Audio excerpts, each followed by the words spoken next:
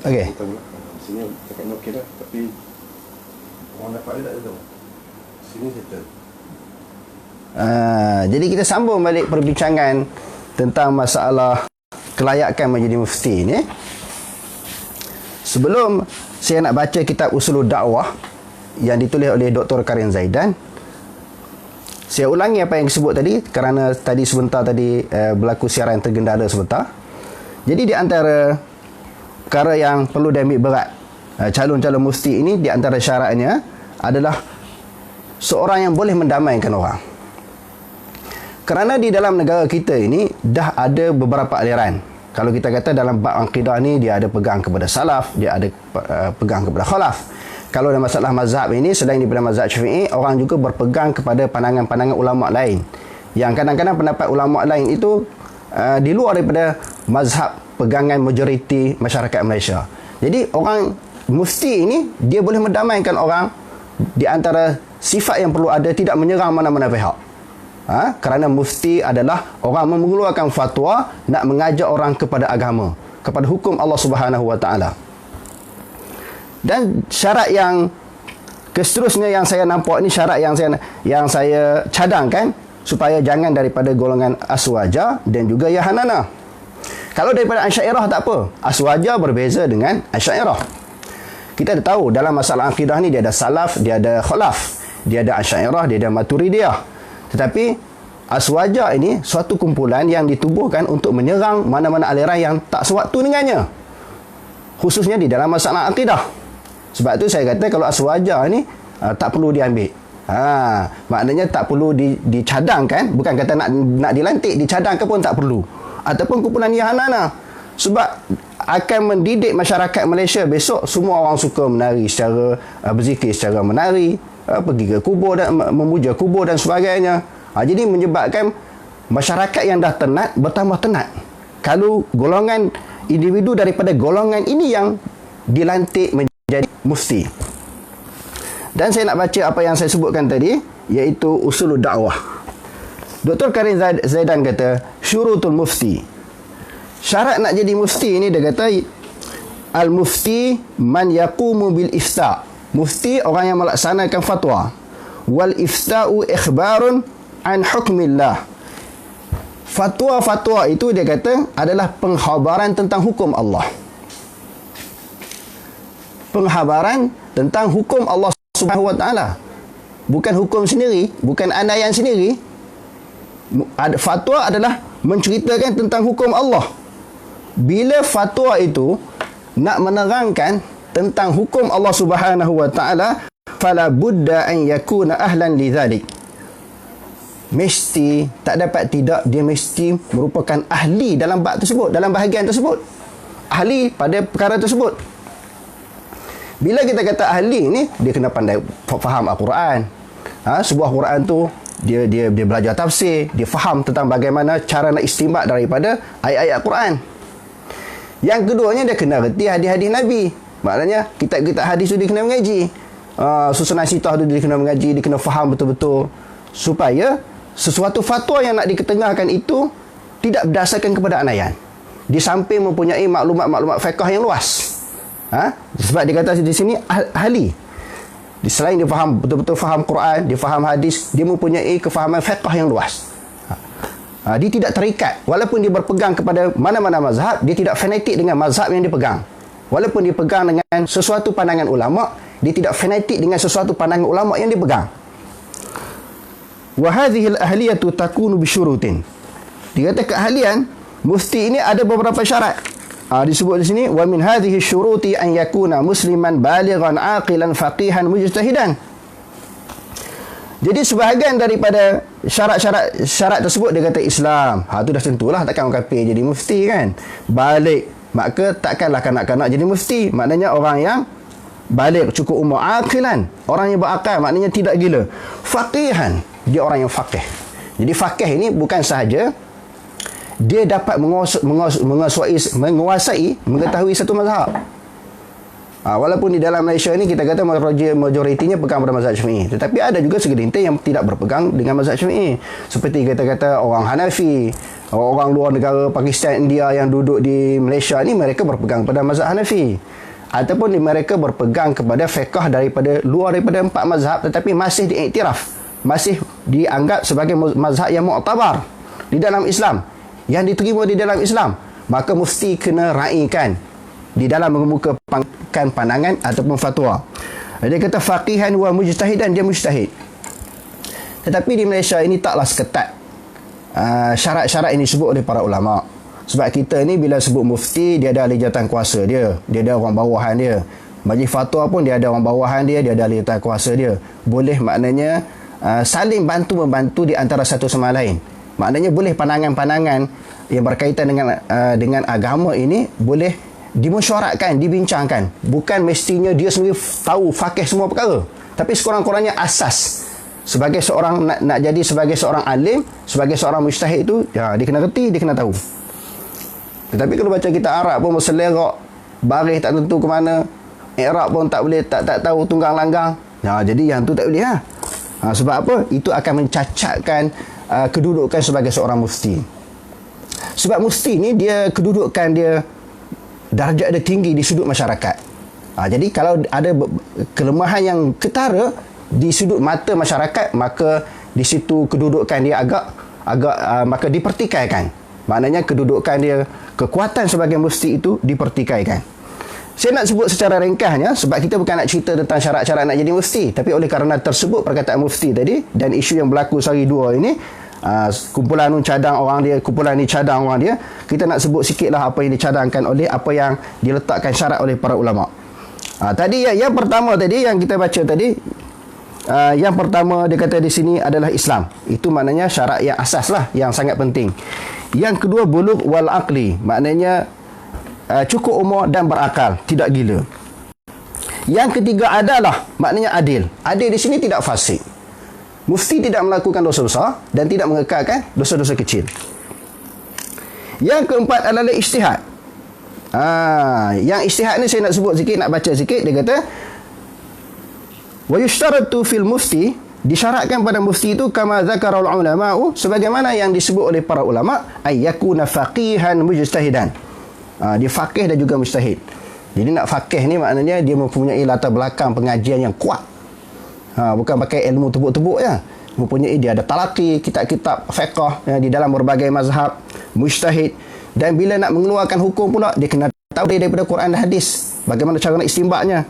Wal mujtahidu huwa man qamat bihi fihi ahliyatul ma'rifati dinil ma'rifatil ahkami syar'iyyati tafsiliyah bi adillatiha. Dia kata mujtahid itu adalah orang yang menegakkan hukum Allah Subhanahu wa taala, hukum syarak ini secara terperinci dengan dalil-dalil yang mu'tabarah min tariqil bahsi wal istinbat, daripada jalan ataupun sudut perbahasan. Sebelum nak keluarkan fatwa pandangan tu, dia kena bahas dulu, kaji dulu, buka Quran, buka hadis, buka pandangan-pandangan ulama. Jadi maknanya berat ni. Jawatan itu, kedudukan itu berat. Wal istikhrajil ahkami, dan dapat mengeluarkan hukum-hukum daripada Quran dan hadis Nabi sallallahu alaihi wasallam. Bal yakfi wujudiha wa la yushtaratu kasratu amaliha wa fa'aliyatiha. Dia kata di sini bukanlah nak jadi mufti itu dia mempunyai pengalaman yang banyak mengeluarkan istinbat hukum. Tak. Cuma dia kena mempunyai asas-asasnya. Di annal manzura, bahawasanya yang diperhatikan ilahi wujudu hazil ahliyati biwujudil maqumatiha allati dzakarnaha wa hiya al-qudratu 'ala al-bahsi. Maknanya dia ada kemampuan dari sudut nak bahas hukum. Kalau Quran tu dia cari dalil Quran, memahami kitab-kitab tafsir dengan baik. Kalau hadis Nabi tu dia boleh bezalah hadis dhaif ke, hasan ke, maudhu' ke, hadis sahih ke. Dia dapat mampu menguasai dalil. Dan dapat wa istikhrajil ahkami wa ma'rifatiha, dan mengeluarkan hukum-hukum dan pengetahuannya ala tariqil istidlal. Yang tu saya nak tekan kan. Maknanya atas buat keluar hukum berlandaskan kepada dalil. Min masadiriha al-mu'tabarah, daripada sumber-sumber yang diiktiraf, yang diiktibarkan, yang diakui. Tapi langkah pertama lagi, kalau mufti kata jangan tanya dalil. Jangan tanya dalil. Sikit-sikit dalil. Awal-awal lagi kena reject dah lah. Maknanya, ini di antara syarat-syarat, sebahagian daripada syarat-syarat yang disebut oleh para ulama, iaitu syarat-syarat nak jadi mufti. Jadi kita sambung perbincangan kita tentang usul salasah. Tadi sebagai elan sikit. Jadi lepas-lepas ni mana-mana pihak, mana-mana kumpulan, mana-mana individu nak cadangkan, tengok syarat tadi lah. Jangan pakai asal dia kumpulan kita, bagi nama, bagi cadang. Jadi hancurlah Malaysia ni. Sekurang-kurangnya dapat jadi macam bekas mufti wilayah yang dulu. Tengok dia meraihkan, di samping mempunyai pengetahuan, maklumat fiqh yang luas, dia banyak meraihkan orang-orang yang berbeza pendapat dengan dia. Ini di antara ciri-ciri yang baik. Ini lantik kita bimbang, lantik mufti yang menganggap pihak yang tak sealiran dengan dia, tak sewaktu dengan dia, sebagai musuh, lalu diserang dan diberi tekanan. Itu menyebabkan bahawa masyarakat yang telah rosak, yang parah bertambah parah. Okey, kita sambung perbincangan kita tadi. Islam itu wahwal istislamu, dengan maksud menyerah diri lillahi bitauhidi, menyerah diri kepada Allah Subhanahu wa taala, semata-mata mentauhidkan Allah Subhanahu wa taala, mengesakan Allah, tidak menyengutukan Allah Subhanahu wa taala dengan sesuatu yang lain. Wal inqiyadu lahu bi ta'ah, dan patuh tunduk kepada Allah Subhanahu wa taala dengan ketaatan. Maknanya taat ni, apa yang Allah Taala suruh patuh, taat, akur, terima. Apa yang Allah Taala larang, kita kena terima supaya ditinggalkan perbuatan tersebut. Memanglah kita kata senang nak sebut, buat yang disuruh, tinggal yang dilarang, untuk membuktikan seseorang itu taat kepada Allah Subhanahu wa taala. Tetapi nak buat tu payah. Walaupun payah, kena usahalah, sebab kita dah Islam, kita telah menyerah diri kepada Allah Subhanahu wa taala. Islam juga dengan makna al-inqiyad, dengan makna tunduk dan patuh kepada perintah Allah. Dan juga perkara yang perlu dilakukan oleh orang Islam yang setelah dia menganut agama Islam ini, wal bara'atu minasyirki wa ahlihi. Dia kena berlepas diri daripada kesyirikan dan juga penganut kepada orang yang melakukan perkara syirik. Maknanya perbuatan syirik, dan juga individu-individu yang melakukan perbuatan syirik, dia kena berlepas diri. Berlepas diri macam mana? Jangan terlibat dengan syirik. Jangan bersekongkol dengan orang-orang yang melakukan, jangan bersekongkol dengan orang-orang yang melakukan perbuatan syirik, yang menyekutukan Allah, yang menduakan Allah Subhanahu wa taala dengan sesuatu yang lain. Islam itu juga dia kata sini, wa huwa thalathatu maratiba. Maknanya wa huwa thalathatu maratiba, wa huwa di sini dengan makna Islam. Islam itu ada 3 maratib. Pertamanya yang disebut situ, agama Islam itu, Islam itu sendiri iman, dinul Islam itu dia ada 3, Islam, iman dan juga ihsan. Wa kullu maratabatin laha arkanun, dan setiap tartib-tartib, martabat-martabat itu dia ada 3 rukun. Fa arkanul Islam khamsatun, sebagaimana yang telah kita baca dalam pelajaran kita dulu. Rukun Islam ada 5. Syahadah, kesaksian bahawa tiada Tuhan yang disembah melainkan Allah, Nabi Muhammad Rasulullah, mendirikan sembahyang, menunaikan zakat, berpuasa di bulan Ramadan, dan juga haji di Baitullahil Haram. Dulu dah kita sebut, bila ada kumpulan di Malaysia ini yang tak nak berpegang kepada hadis. Jadi di antara masalah yang akan timbul dalam masalah puasa umpamanya. Dalam Quran Allah Subhanahu wa taala sebut kutiba alaikumusiyam, diwajibkan kepada kamu berpuasa. Tetapi dalam Quran tak cerita bulan bila kita nak berpuasa. Tapi diperincikan dalam hadis, wa shauma ramadhana. Berpuasa-puasa ni hak wajib yang diwajibkan oleh Allah Subhanahu wa taala adalah puasa Ramadan. Wa hajju baitillahil haram, dan juga menunaikan haji di Baitullah. Fadalilu syahadah, dalil yang menunjukkan wajibnya mengucap 2 kalimah syahadah seseorang yang nak masuk Islam. Syahidallahu annahu la ilaha illahu wal malaikatu wa ulul ilmi qa'iman bil qist la ilaha illa huwal azizul hakim. Allah Subhanahu wa taala telah menyaksikan bahawa Allah dia sendiri tak ada Tuhan melainkan dia. Allah Taala sendiri menyaksikan, mengakui, mengikrarkan bahawa tak ada Tuhan melainkan dia sendiri, dan juga dituruti oleh malaikat, orang yang mempunyai ilmu. Mereka menegaskan dengan keadilan, la ilaha illahu huwal azizul hakim, bahawa tiada Tuhan melainkan Allah, dialah yang maha perkasa lagi maha bijaksana. Bukan sahaja, kenapa hadirin sekalian, kita nak kena bersaksi bahawa tiada Tuhan melainkan Allah. Kerana Allah Ta'ala sendiri bersaksi bahawa tiada Tuhan melainkan Dia. Bukan kita sahaja. Allah Ta'ala sendiri bersaksi bahawa tiada Tuhan melainkan Dia. Sebab Dialah paling mengerti. Lepas tu dituruti oleh malaikat dan golongan yang mempunyai ilmu, mempunyai i'tiqad yang jazim ataupun jazam bahawa tiada Tuhan yang disembah melainkan Allah, dan sifat Allah Subhanahu wa taala itu Al-Aziz, Maha Perkasa, dan juga Al-Hakim, Maha Bijaksana. Wa makna syahadah itu tadi, la ma'budu bihaqqin illallah. Tiada sesuatu yang layak disembah dengan sebenar-benarnya melainkan Allah Subhanahu wa taala. La ilaha nafian jami'a ma yu'badu min dunillah. La di situ maknanya nafi keseluruhan sesuatu yang disembah melainkan Allah.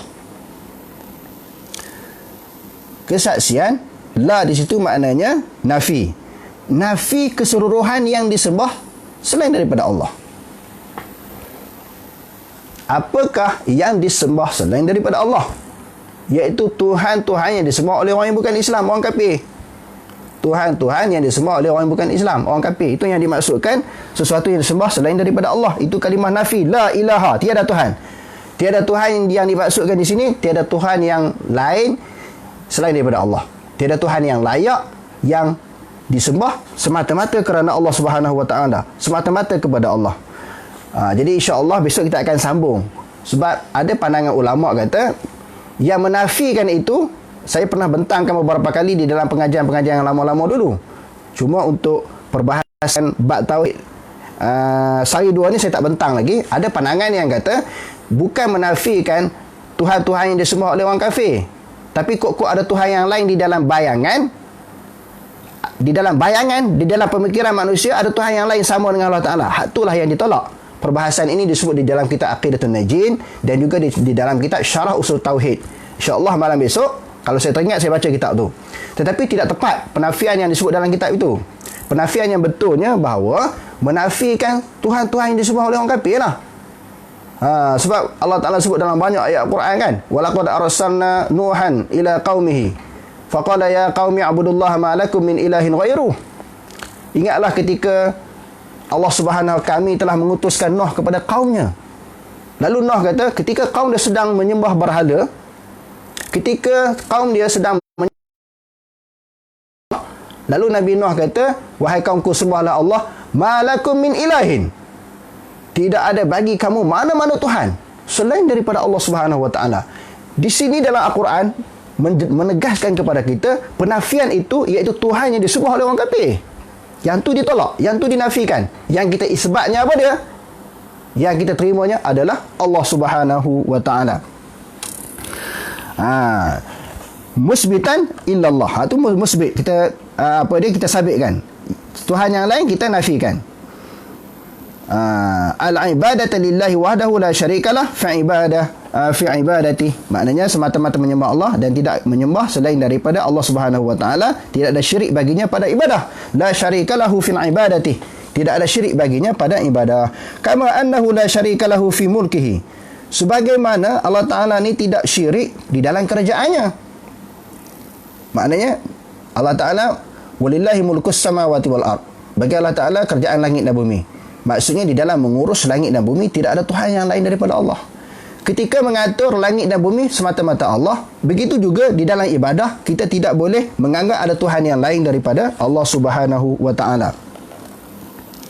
Wa tafsiruha alladhi yuwaddihuha qawluhu. Tafsir daripada ayat yang kalimah yang kita bacakan tadi bahawa tiada Tuhan yang disembah melainkan Allah Taala itu ditafsirkan di dalam ayat-ayat Quran yang lain. Qauluhu ta'ala, firman Allah Subhanahu wa ta'ala, wa idh qala Ibrahimu li abihi. Ingatlah ketika Nabi Ibrahim telah berkata bagi ayahnya. Ayah Nabi Ibrahim betul ke pak saudara dia? Kerana di dalam kitab-kitab khalaf menyebut abihi di sini bukan ayah dia betul, ayah dia Islam. Sebenarnya sedangkan dalam Quran sendiri kata wa idh qala Ibrahimu li abihi azara atattakhidhu asnaman alihah. Quran kata Azar itu ayahnya. Ayah Nabi Ibrahim ini syirik kepada Allah. Tapi ada pandangan-pandangan daripada kalangan orang yang belajar tauhid dan juga golongan sufi menganggap ini bukan ayah Nabi Ibrahim. yang syirik kepada Allah Subhanahu Wa Taala adalah bapa saudara dia. Sedangkan Quran jelas sebut, wa idz qala Ibrahimu li abihi adzara atattakhidhu asnaman alaha. Ingatlah ketika Nabi Ibrahim menyebut bagi ayahnya, siapa dia? Azar. Kenapa kamu mengambil berhala-berhala sebagai Tuhan? Terang. Ni ada golongan takwil, lari daripada maksud Quran yang sebenar. Begitu juga mereka takwil dengan tentang hadis Nabi. Bila hadis Nabi SAW bersabda di dalam hadis yang diriwayatkan oleh Imam Muslim. Bila sahabat tanya, "Ya Rasulullah, aina abi?" Wahai Rasulullah, bagaimana kedudukan ayahku semasa mati dalam jahiliah dulu? Rasulullah kata, "Finnar." Dalam neraka. Lalu dia pun sedih lah. Ayah dia masuk neraka mati pada zaman jahiliah. Lepas tu Rasulullah suruh panggil balik. Untuk menenangkan dia, tak nak bagi dia susah hati, Rasulullah kata, "Inna abi wa abaka finnar." Sesungguhnya ayahku dan ayah kamu kedua-dua masuk neraka. Jadi di sini menunjuk ada golongan takwil kata, pak saudara dia Abu Talib. Sedangkan Rasulullah kata abi. Jadi asal-asal kalam ini dipegang secara hakikat. Bukan dipegang secara majas. Nanti kalau yang tu kalau timbul